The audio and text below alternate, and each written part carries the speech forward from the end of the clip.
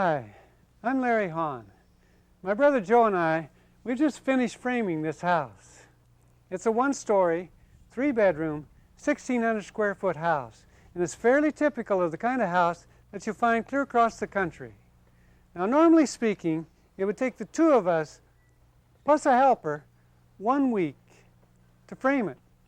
There's some reasons for that. It's not a real difficult house to build, but more importantly, we've broken the building process down to the very basics, and we work efficiently. And yet we're always careful not to sacrifice quality for speed. But the building of this house, it's been a lot different. We've been here a whole month. That's because we've had a video crew here recording what we've been doing step by step. We've had a camera looking in over our shoulder at every detail. The result of this is a series of videos on how to frame a house. And we're real hopeful that these videos, plus a companion book that I've written, will give you the kind of information that you need so you can build your own home. So here's a preview of what you're going to see on this tape.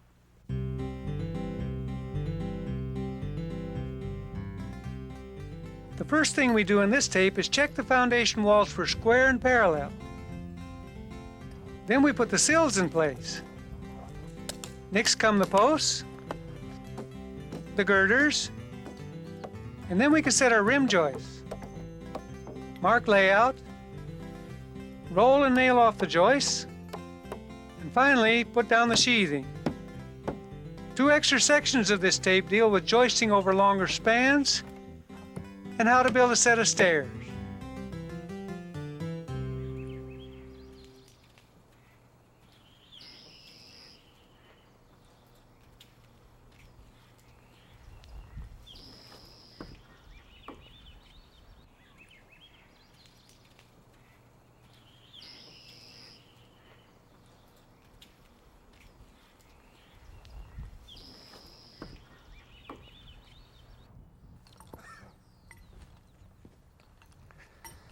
You know, it's a good feeling. Come on a job, looks like this. It's clean, it's going to be a safe place to work. Any contractor that leaves a job looking like this has to be proud of their work. So we can be pretty sure that this foundation for the crawl space is square and level. As carpenters, that's our responsibility to check that. Then we're going to put down our mud sill. If this gets done properly, the entire framing process is going to go a lot easier. So we'll begin by Joe and checking this building for square. You pull out 6 foot, I'll pull out 8 foot. We're using a standard 6, 8, and 10 check to make sure the block layers left us with a 90-degree corner.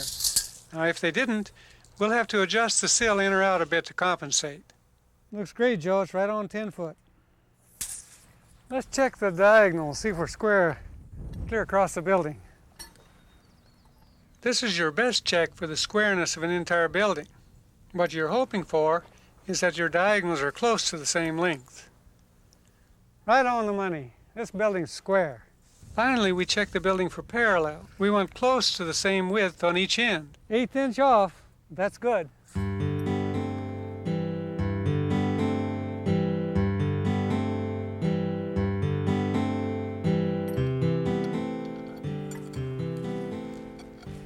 Some of these foundation bolts are bent.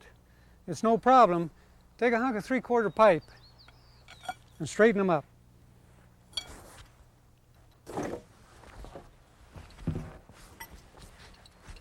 Well, it's time to scatter all of our 2x6 sill around the perimeter of the building. It's a treated sill, so it resists dry rot and it really discourages termites. And once all the sills are scattered, we can cut them to length. That's it. Looking good?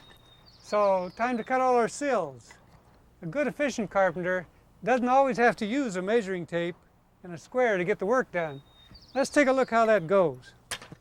First of all, we sight down this concrete foundation. Get our board marked for length.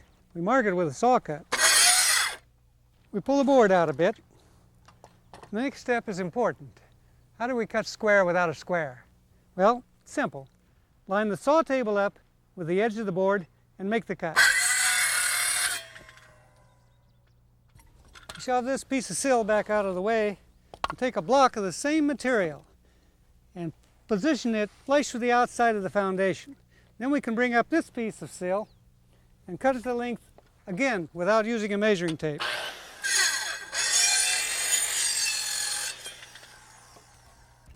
Safety is part of being a good carpenter. Wear gloves when you're handling this treated wood. And wear safety glasses, earplugs, and keep that saw guard down. The next thing we do is mark the bolt hole locations on all the sills. Just align the board flush with the blocks. Okay, looking good. I'll mark the first one here. And then we just tap down with our hammer directly over each bolt. That leaves a mark that we can use for drilling our holes. We use a heavy-duty drill motor and a good sharp auger bit to drill our holes. We drill at least an 1/8 inch larger than the diameter of our bolts.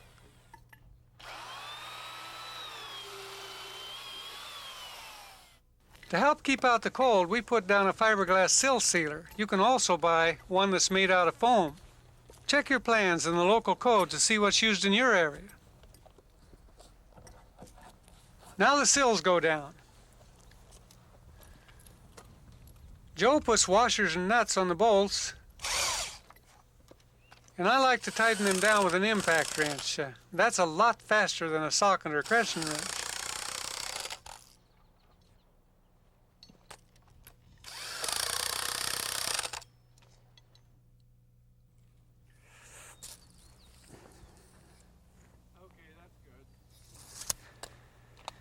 Yesterday, Joe and I finished bolting down all these mud sills.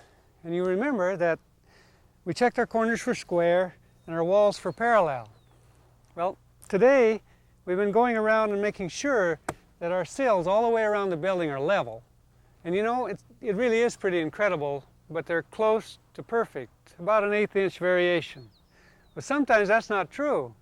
You'll have to adjust these sills a bit. Simply loosen the bolt. Take a couple of treated shims, pick that sill up the desired amount.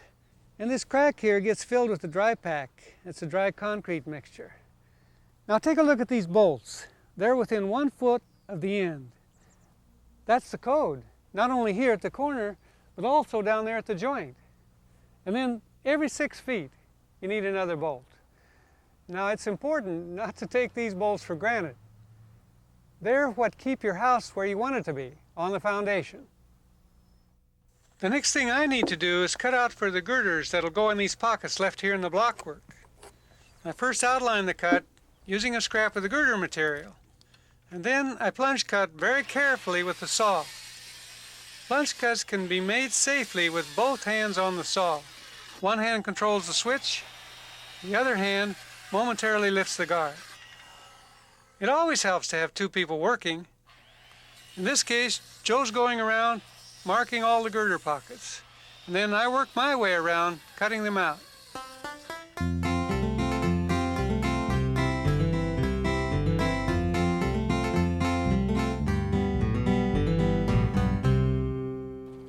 Here we're building over a crawl space, so Joe's stretching a dry line tightly across the building from girder pocket to girder pocket.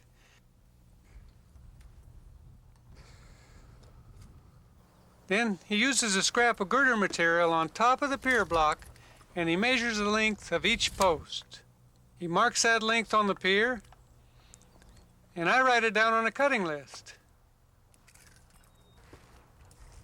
If you're supporting larger joists over a full basement, you'll find more information later on in the tape and, of course, in the book.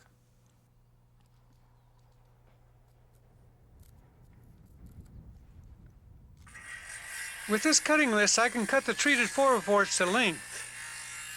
One of the most efficient tools we have for cutting posts is a radial arm saw, but we don't have one on this job. So we'll be showing you several other tools. Here I mark the length on each post, and then I cross it off my cutting list. Here's another place I don't have to use a square to make a square cut. Just line that front edge of the saw up with a 4x4 and make your cut.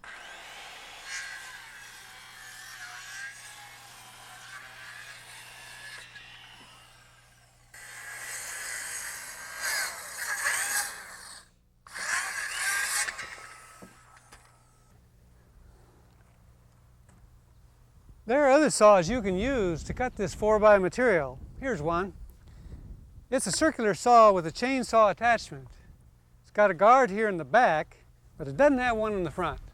So when you're using this saw, set a square on the material, grab it with both hands, and use it in a safe manner.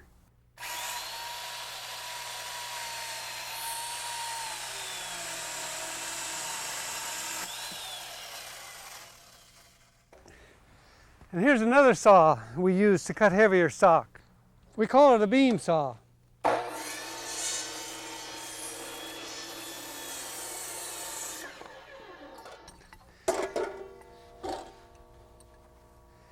And then, if you have a power outage, there's no electricity left in the world, and your electric generator won't work, grab the old handsaw and go for it. And 3 days later, you'll be through this 4x4.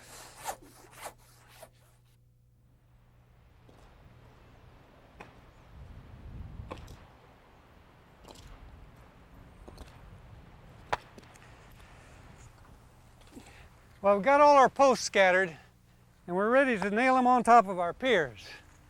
Now this one here is in good shape. The post itself is cut square, and the pier is set in good and level. Well, let me tell you, I've been on a lot of jobs where this just wasn't the case. A lot of times these piers get poured out of level, and what happens is that makes the post out of plumb. Now, to compensate for that, you may have to cut this post out of square a little bit. So when you're finished, the post will set square on that pier and give good solid support to the girder up above. Now that we've got all these posts cut, we have to toe nail them to the piers using 4/8 pennies, 2 in from each side. You could also use 3/16 instead. And we just center them on the blocks by eye. Again, these posts are treated, but check the plans and the code to see if they're required in your area. The next thing we do is scatter and nail all the girders in place. Where the girders fit into their pockets, we cut a block of treated wood to bring them up flush with the sill, and then we nail them off.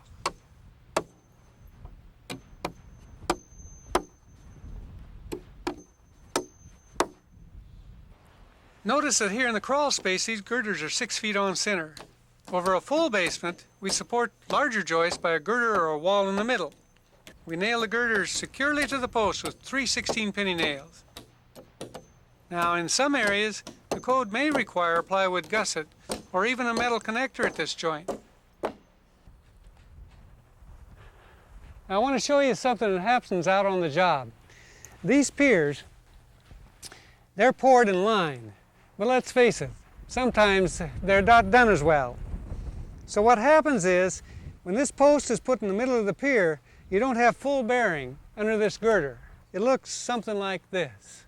So what we do is we nail both ends, and then later on we can put in these posts and line them up like they ought to be. So it has full bearing underneath this girder. Then we can nail it down.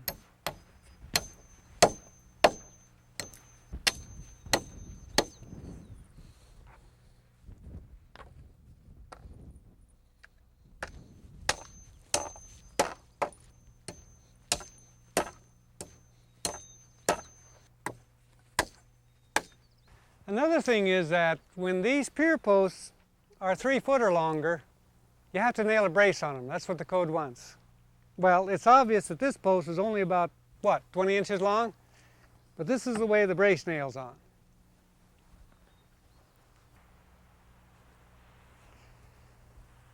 Now, beams aren't always perfect. Take a look at this one. It's twisted. We want it to set flat down on that girder post. Let's show you how we do that. When a girder's as twisted as this one is, I just make a cut mid-span right over a post. That way the twist is taken up by 2 pieces rather than 1.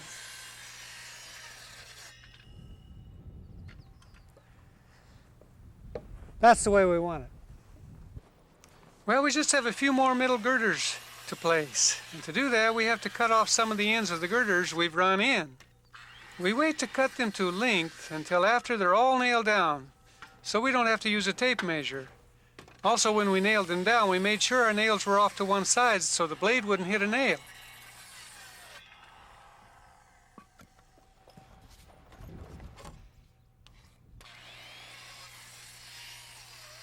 You'll note that we're cutting to fit this building. We seldom have to use a tape measure. Here at the joints, we nail each girder to the post with 2/16, and then we join the splice with 3 more. Now with the girders nailed in place, Joe's taken a moment to sight across the top and make sure everything's flush.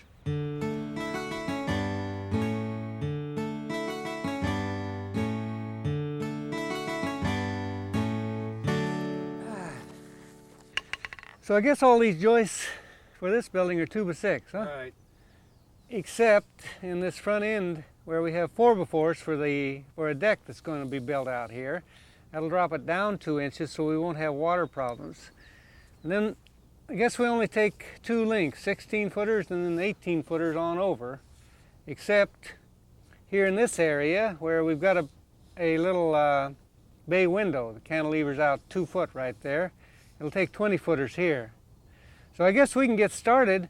And right along this side over here, we'll run on a rim joist. Right, just use 16s over there for the rim. 16-footers here we'll use for rim joists. We'll get that nailed on, laid out, and pack joists. Let's do it. Well, moving lumber is one thing a carpenter does a lot of. Make it as easy on yourself as possible. Drop the lumber close to the building and learn to carry it on your shoulder. This is a rim joist. It nails flush with the sill.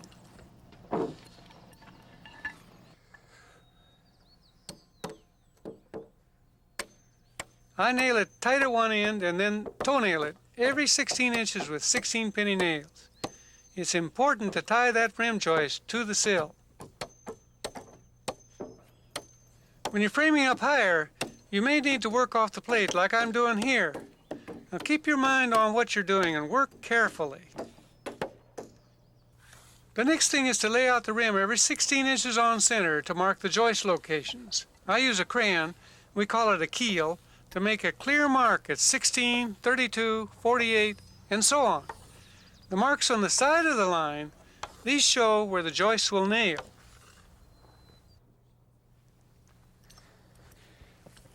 Here on the garage slab, we've set up a model floor in order to illustrate a point. This rim joist is laid out just like the one we nailed on. We hooked our tape on the outside, came over 16 inches, made a mark for our first joist, then 32 inches, 48 inches, and so on down the line. Now, what this means is that when we sheet with our plywood sheeting, this first sheet is going to break half on this first joist.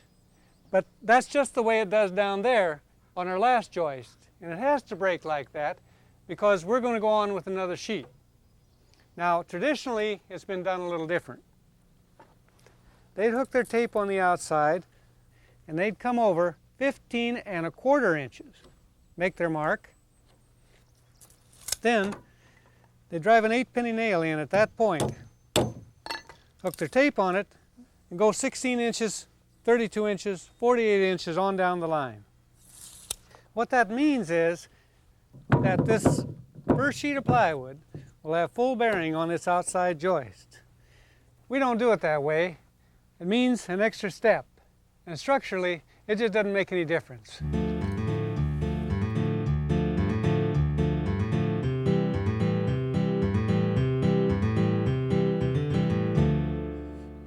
With the rim nailed off, time to scatter the joists. Start on one side and lay down a joist every 16 inches. Once you get a few joists down, Then you have a safe walkway to carry the rest. Now we've got the joists scattered on one side, but they're long, so we mark them quickly with a framing square, cutting off the ends for blocks. These go between the joists. It's easier to work here in the middle of the building and cut these joists to length before we scatter all the rest of the joists on the other side.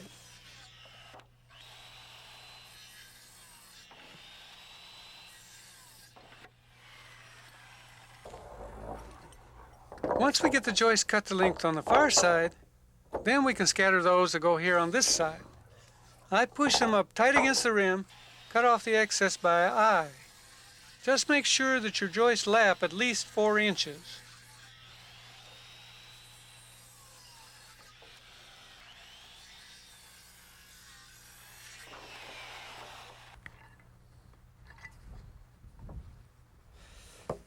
Okay, it's time to nail them in place. We roll them up on edge.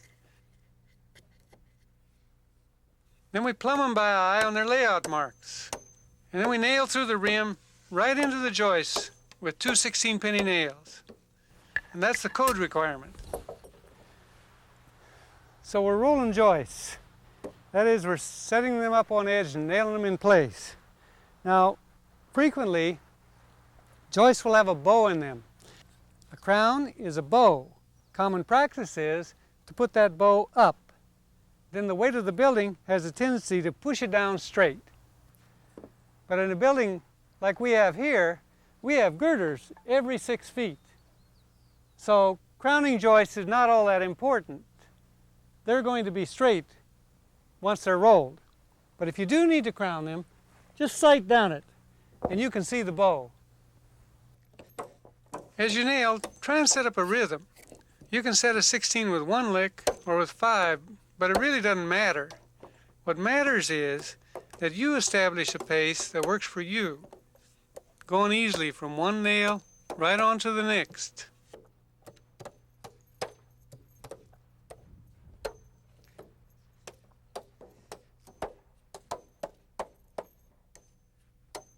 Joists have to be secured not only to the rim, but also to the sill. 1 16-penny toenail on each side.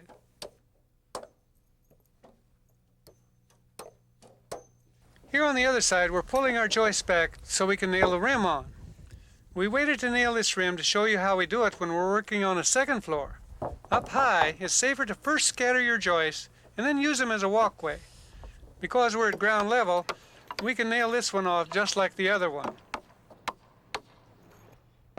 Our building is 48 feet long, and we need several pieces of rim, so we just butt the pieces together. Now it's just a matter of nailing the rim to the sill all the way around the building.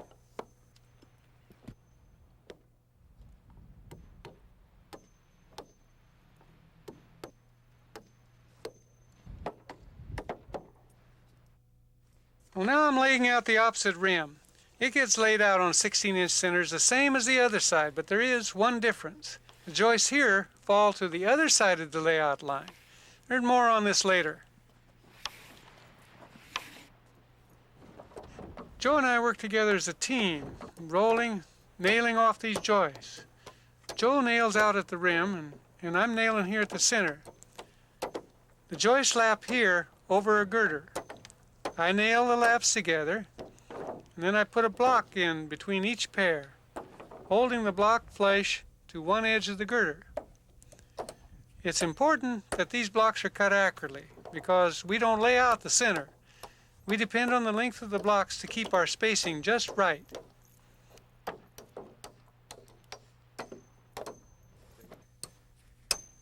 Hold on a second, Joe. I want to check our layout, seeing that we're running 4-foot-on centers. Yeah, it looks real good. Our blocks are the right length. Here in the middle, I nail in 2 16s through the joist into the block. Then lap the joists. The code calls for 2 more 16-penny nails here, plus a toenail down into the girder. Then another block. Lots of nails here.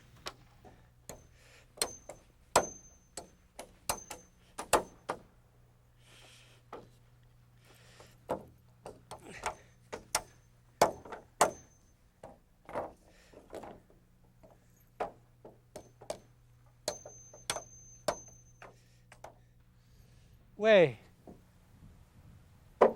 Away. Nail. Here we're straightening the joist by eye before nailing them to the intermediate girders. Okay. Okay, away from me, about 1.5 feet. It got the crookedest joist in the city. Back to you now. Back to you. Nail that. All right, looking good. Way here. Nail that. Okay. Joe and I have been up on that main floor working, but now I wanted to come down on this model floor and show you a little bit more about layout and about how we nailed it all together. You'll notice that on each rim joist, we have a layout at 16 inches on center. The only difference is, here, the joist goes on this side. Over here, it's nailed to the opposite side of the layout. This allows these two joists to lap here in the center. Then, with a 13-inch block nailed in, we maintain our 16 inches on center. The block gets nailed in with 2 nails on this end and 2 nails in through that joist into the end of the block. Here at the lap, we nail this lap together with 2 16-penny nails. Then down into the girder, you get a toenail down on this side and another 16-penny toenail down through this side. And that's what happens at every girder.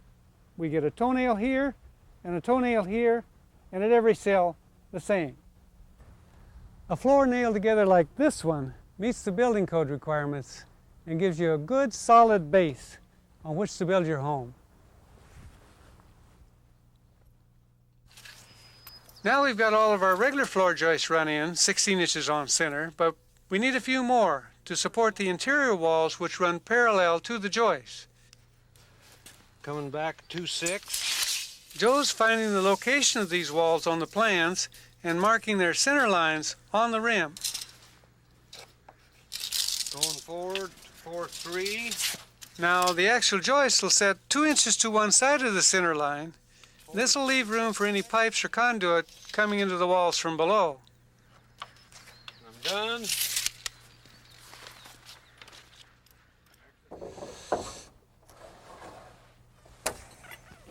Then Joe feeds me these doubles, and I cut them to length by eye, sighting down the block as a guide.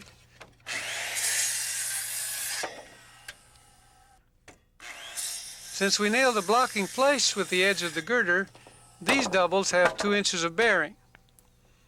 When the double comes in from the other side, cut a notch in the block so the double can bear right on the girder, but only cut deep enough to remove the notch. We don't want to weaken that girder.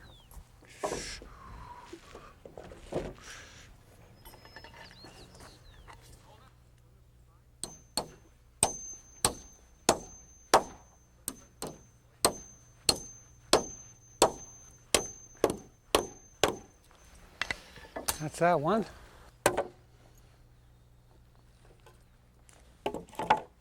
This is an access hole for the crawl space, and I have to double up the rim here to support any load from above.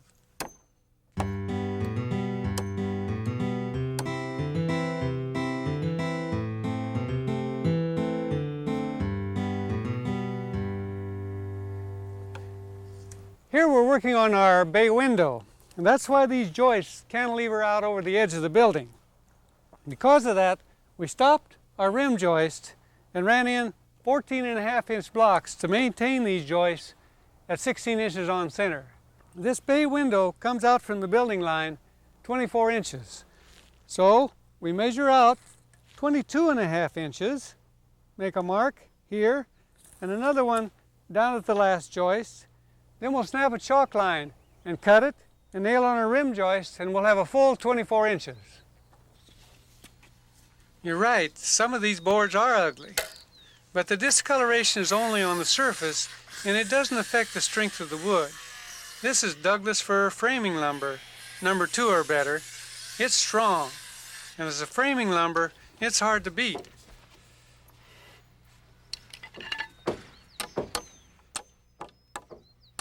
You can see that I've let this rim run long. I'll cut it later.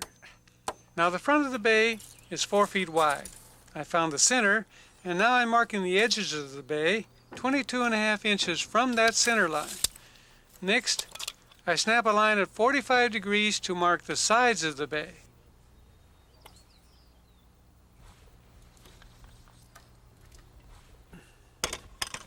I have to lay the saw over at 45 degrees to cut the joists.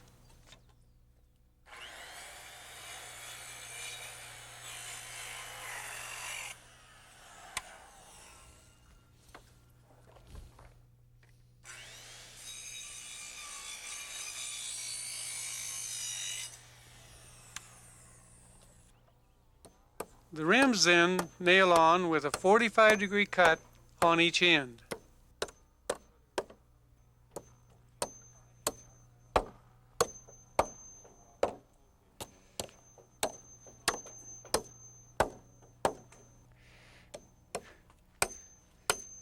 A bay like this really makes a simple building more appealing, and it only takes a little more effort.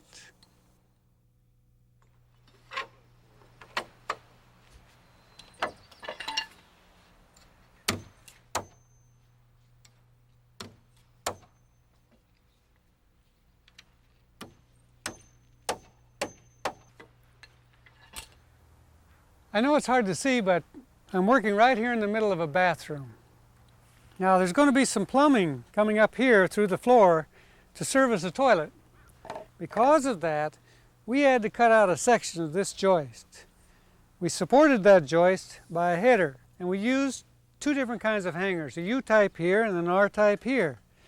Framers prefer this R-type hanger because it only takes 4 nails, whereas the U-type hanger takes 5 nails per side. But what about if we need a larger hole in these floor joists, like for a stairwell, where we have to cut not only this joist, but maybe this one and several more?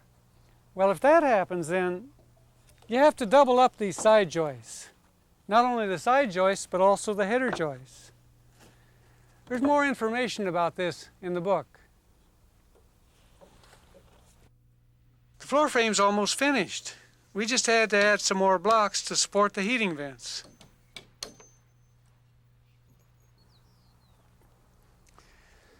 Well, the heating contractor is finishing up their ductwork, and we're almost ready to sheet this floor. Let's take a look just for a minute at the underfloor ventilation. Here it's in the blockwork, but frequently we'll cut it in the rim joist. This is easy enough to do. We just cut out a section of rim between 2 joists.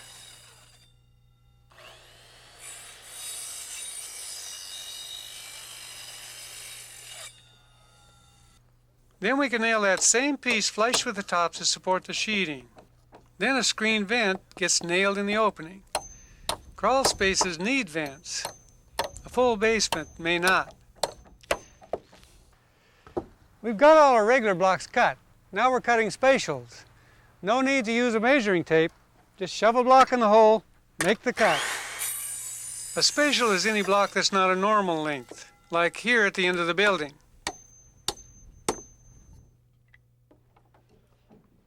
On this section of rim joist, we had to cut out for 4x4s that will be used as joists here on the porch. After these are sheeted with 2x decking, the porch will still be lower than the house deck, preventing any water from running inside. We mark for the cutouts with a piece of scrap, and we make the cuts.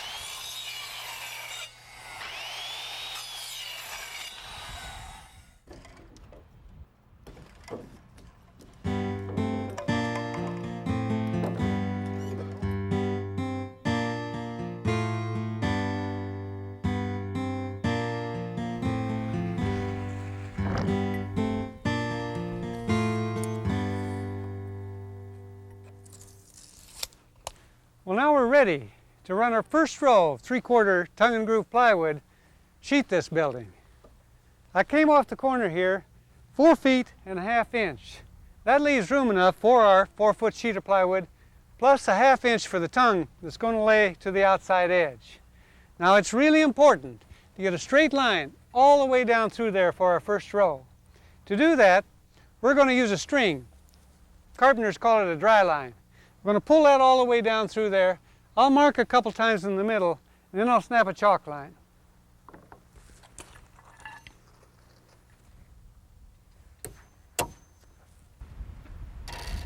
It isn't necessary to use a dry line on a short building. I'm using it here to show you how we do it if the building is longer than your chalk line. Just run out the dry line, mark the middle of the run, and then you can snap twice.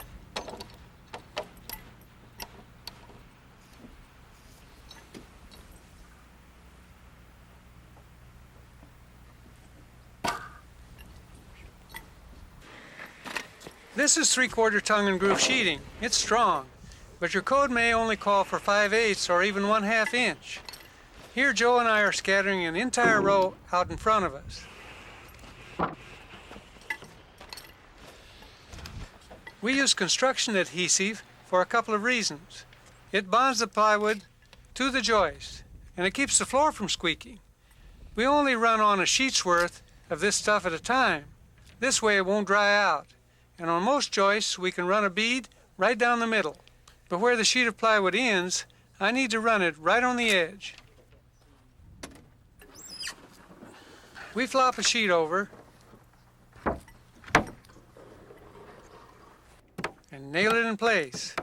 We follow our building code and drive 8-penny sinkers every 4 inches along the perimeter of the building, every 12 inches in the field, and every 6 inches at the joints.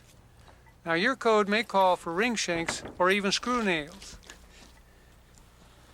Plywood will expand in wet weather, so we leave an 1/8 inch gap in between those joints. We just stick in an 8-penny nail, then we're ready to nail it off. On longer runs, leaving an 1/8 inch gap between the sheets means the ends won't always break on a joist. Now when that happens, just trim a sheet or scab on a 2x to give the end full support. Oops. 19 1/4, 24 1/4. 19 1/4, 24 1/4. We've got the edge of this sheet of plywood right on the chalk line. Joe measures for the heating duct. You're right on the line? Yes. 29 1/4? 40. And 40. And then I mark it out. Got it. And then, with careful plunge cuts, I cut out by eye between the marks.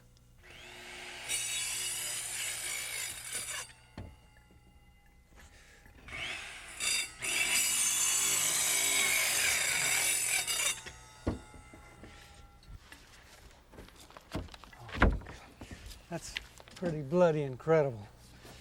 I'm sorry I ever questioned your ability to measure.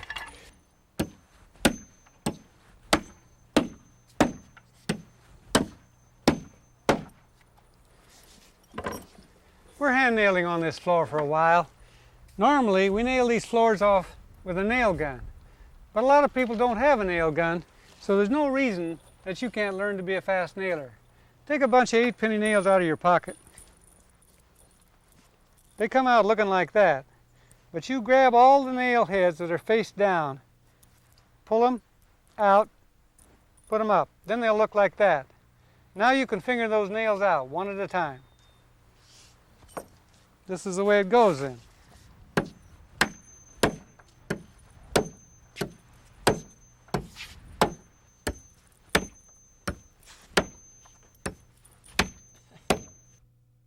I'm using a drywall square to mark a half sheet, which we position and nail down at the end of the building. You always want to stagger your plywood seams from course to course. So we start every other row with a half sheet. Tongue and groove plywood needs some persuasion. Right side. And it's helpful to have 2 people. Hit it, tap it. Joe uses a 2x beater block along the groove side of the plywood.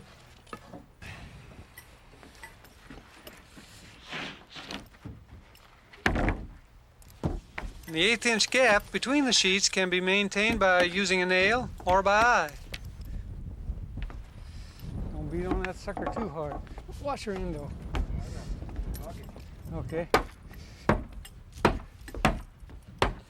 You got it, Joe. Looking good. Let's nail her off.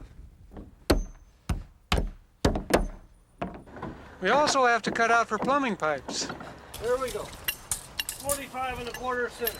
45 1/4. Both of them. Both pipes. That's the copper pipes. Yeah, there we go. 31 and a half, 39 and 3/4. 31 and a half, 39 and 3/4. I'm just marking the centers of the pipe, then I cut around them by eye.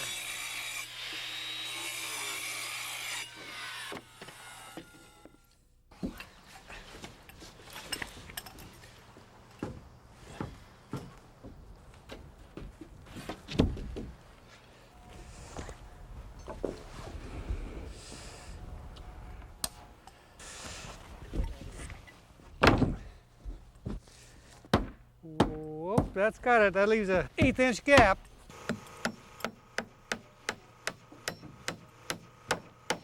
Well, it's nice to have help when you're nailing off a floor by hand. The small hammer works, as well as this pneumatic nailer, which speeds up the process.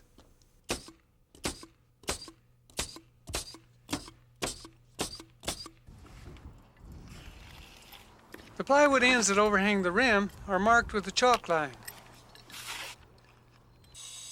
And then they're cut all at one time.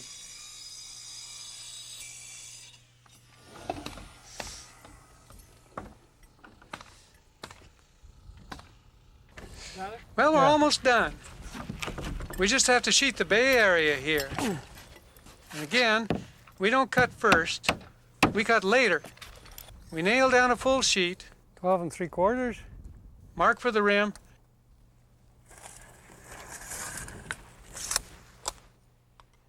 and cut it out.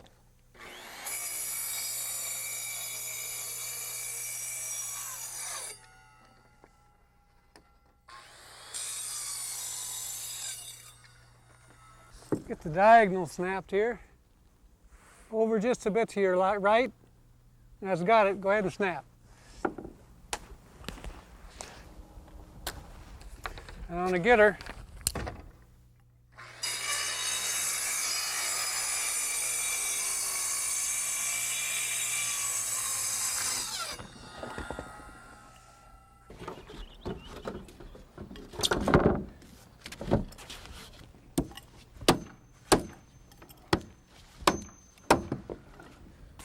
just a couple more pieces of sheeting. This is a good place to use up all the scraps.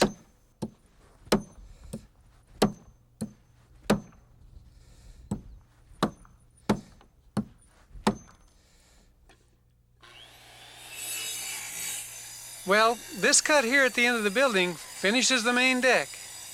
Only thing we have left to do is the porch.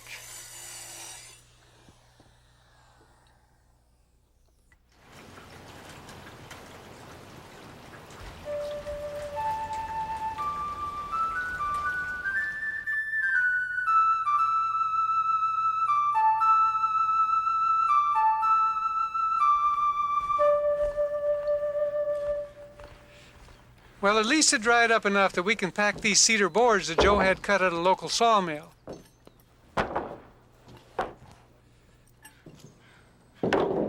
Again, we lay the first board to a line so it'll be absolutely straight. Snap, Larry. You ready? I'm ready. All right, lay it on the line. You got to give me a little bit. Okay, I got about 1 inch here. Looks good. Let's. Okay. Then, because we're screwing these down, we drill pilot holes through the decking.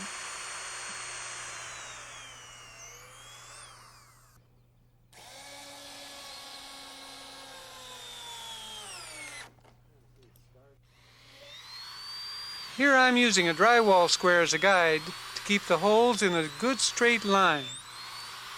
Then I screw the boards down with a 3-inch non-corrosive screw.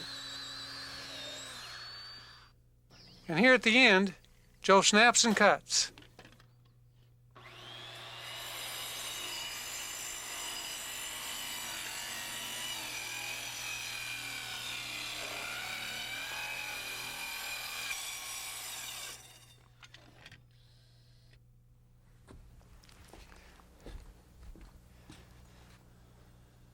Wow, it looks like we're finally going to get a break in the clouds and get a little sunshine on our backs.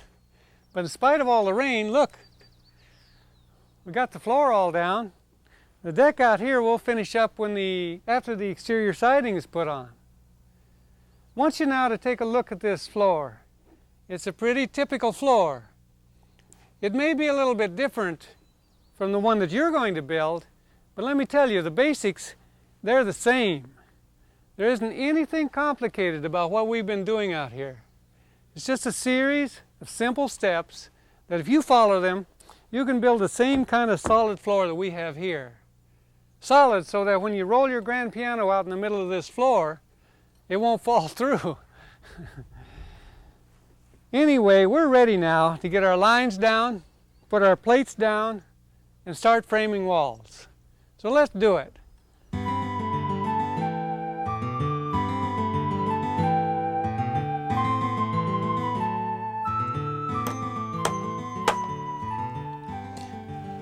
Well, as you can see, we've jumped way ahead in this building process. The floors are all down, got the walls built. Here we are, joisting on the second floor. But this is a one-story building. We put these joists up here just for demonstration purposes. We wanted to stop for a little bit and show you how to joist with heavier joists. In this case, 2x12s. Here we have a built-up beam, and we're putting on hangers. Now, it won't be long before we'll take all of these joists out of here and we'll get on with the building process, putting on ceiling joists, nailing in rafters. Out there on the outside edge, those joists are going to cut to length and we'll nail on a rim joist just like we did down on the first floor. Here you'll note, in this section, we left a large opening so stairs could come from that first floor up here to the second floor. These hangers can carry a lot of weight. Place them right on the layout and drive a hanger nail in every hole.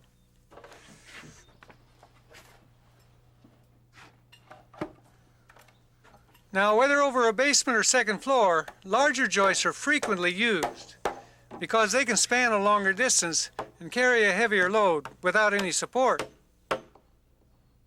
One way to cut the joists to length is to snap a line on their top edge 1.5 inches back from the building line.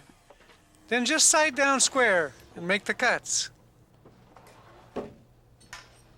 Finally, the rim joist nails on, just like the other rims. 2/16 into every joist.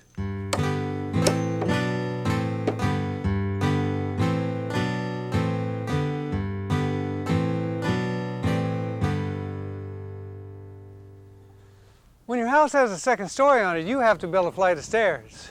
So we want to show you how to build a simple set of straight flight stairs, just like this one we have here in the small model. It's going to go right up here in this hole. It's called a stairwell. Now, to begin that process, you have to make a measurement. Hook your tape on the subfloor and measure down to the subfloor. It's 109 inches. It's really important to note that that measurement has to be from finished floor to finished floor. Now, we've got carpet throughout this building, so that measurement's going to work. But if you happen to have a real thick floor up there, and down here you had a thin floor, then you have to make some adjustments. There's a lot more about that in the book. Now, with that one measurement, 109 inches, we're able to calculate how many steps we need and how high each one of those steps or risers is going to be. Let me show you how we do that.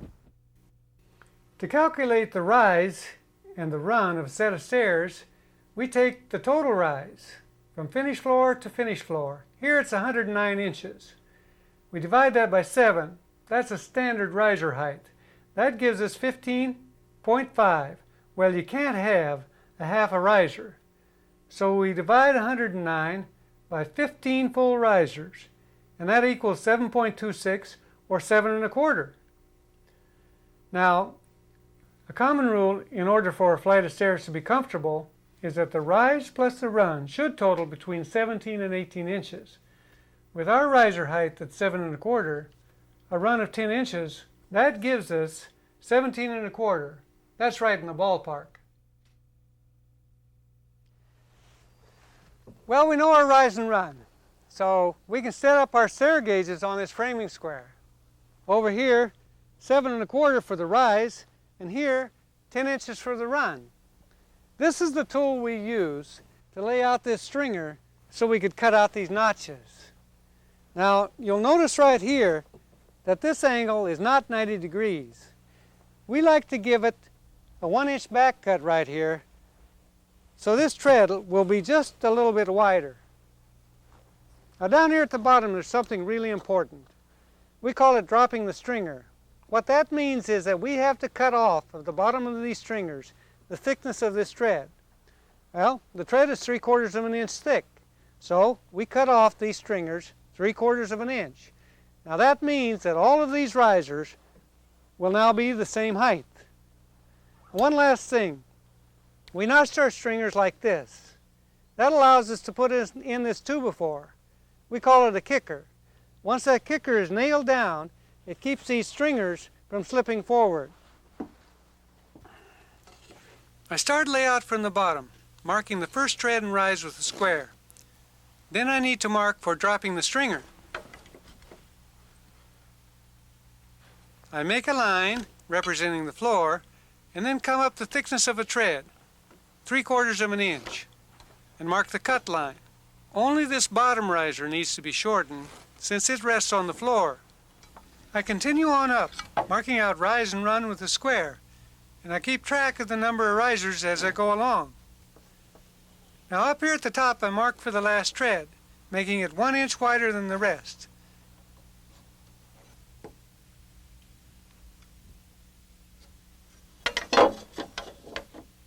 And square off the run from that point. You'll see why I do this in a few minutes. I've got a few more marks to lay out. Down here at the bottom, I come in 1 inch from the riser line I marked before, loosen my stair gauge, pivot the square to a new mark, and tighten the gauge. Now I can mark for the back cuts on each riser. But before I move too far, I also use a scrap of 2x4 to mark the notch for my kicker.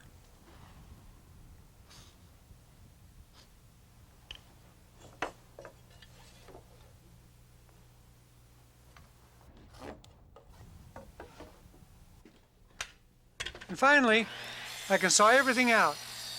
I'm careful not only to mark accurately, but to cut accurately.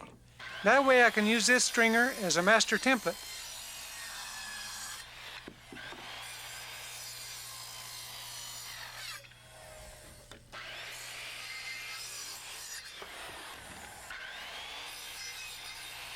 You can see that on top here, I'm overcutting the intersection of my lines just enough so that the pieces will fall out. That way I don't need to come back with a handsaw to finish up. And to be efficient, I make all cuts running in one direction first, then turn, and work my way back. You can see how the cuts meet underneath here.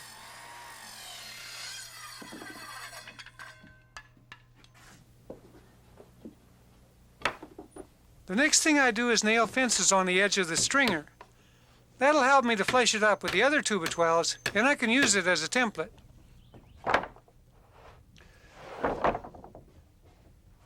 Now you want to pick out good straight stock for your stringers. Boards free of any large loose knots.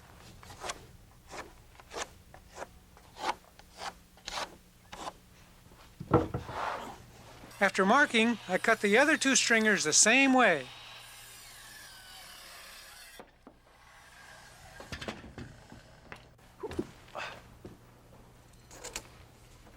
Next I mark where the top of the stringers fall on the header. For the stairs in this house, I mark down 1 riser, 7 1/4 inches from the bottom of the subfloor, and I draw a straight line.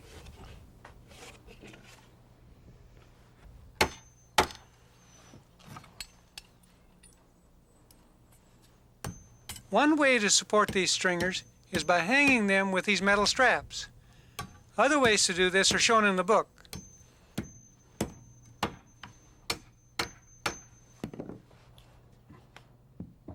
Then I nail a block flush to the back side of the first stringer. It's just long enough to space the middle stringer dead center. All right, hold on down here. Hold him right there. Got it on the line? Yeah. All right. Hold him. Holding the top of the stringer even with the line, Joe nails it in place. Then positions and nails the middle stringer. On the line? No, it will be. Hold it right there. I got her.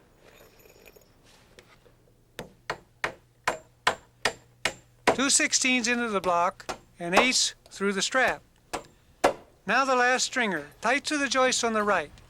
Good. Then we measure and cut a second block to Perfect. fit tightly between the two and nail it off.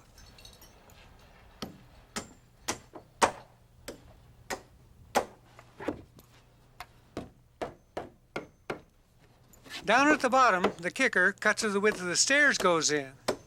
I flush it up tight against the wall, nail it into the floor. Center up the middle carriage and nail all the stringers down.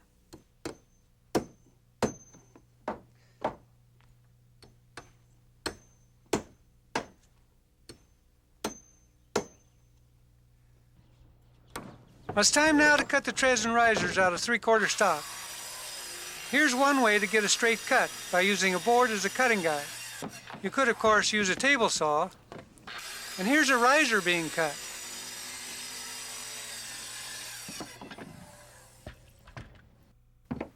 I start at the bottom by nailing on the first riser with 8-penny nails.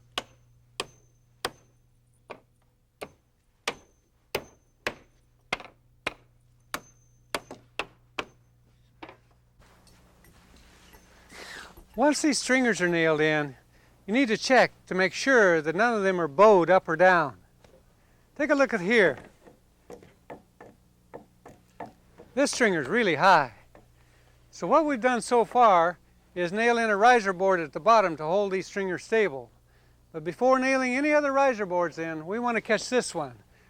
We want to make sure that these stringers are level all the way across. So we can nail it here on the outside edge.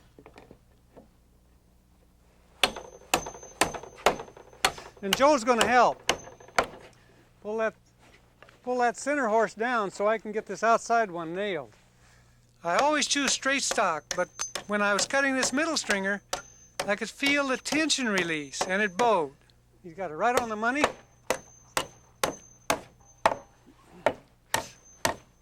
Hold on, I want to get one more nail in that thing, Joe, to hold it down there. All right, that's got it.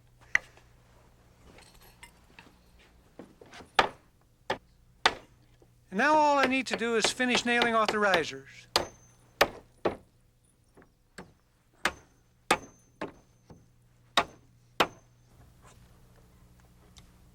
Now the treads. To prevent squeaks, you want to use construction adhesive on top of the stringers before you set the treads. That'll also strengthen the entire stair. You can either use nails or screws here. Just make sure to flush everything up first.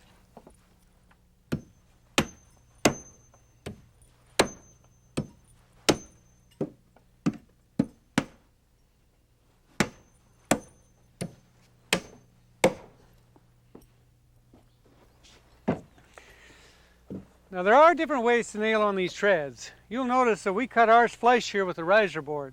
They're going to wrap carpet right up around that. But there is another way. You can let your tread hang over right here and you'll have a nosing. The last thing we need to do is nail in a 1-inch strip here at the top before we nail the last riser in place. You'll see why in a moment.